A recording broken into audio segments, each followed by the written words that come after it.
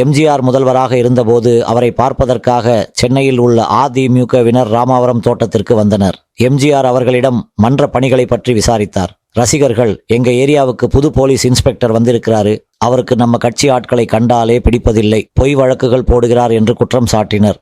அமைதியாக அவர்கள் சொன்னதை கேட்ட எம்ஜிஆர், நீங்க ஏதாவது தப்பு செஞ்சீங்களா என்று கேட்க, நாங்க ஒன்னும் பண்ணலை தலைவரே என்று ஜகா வாங்கியது கூட்டம். நீங்க சொல்லாவிட்டால் எனக்கு தெரியாமல் போய் விடுமா? ஹெட் கான்ஸ்டபிளை மன்றத்தை சேர்ந்தவங்க அடிச்சிருக்கீங்க, அது யாரா இருந்தாலும் நடவடிக்கை எடுக்க சொல்லியிருக்கே. நான் சொல்றத நல்லா கேட்டுக்கங்க. நாம ஆளும் கட்சியா இருக்கலாம், எனக்கு ஓட்டு போட்டு முதல்வராக்கினது மக்கள். நான் எல்லாருக்கும் பொதுவானவன். நம்ம கட்சிக்கு கெட்ட பேர் வராம பாத்துக்கிற பொறுப்பும் உங்களுக்கு இருக்கு. அதனால இனிமேல யாராவது வம்பு தும்புக்கு போய் பிரச்சனை பண்ணினா நான் பார்த்துட்டு சும்மா இருக்க மாட்டேன், பார்த்து நடந்துக்கங்க என்றார் கண்டிப்புடன். பயந்து போன ரசிகர்கள் வணக்கம் போட்டு திரும்பி நடக்கத் தொடங்க, நில்லுங்கள் என்றார் எம்ஜிஆர். எல்லாரும் சாப்பிட்டு போங்க என்றார் கனிவுடன் எம்ஜிஆர்.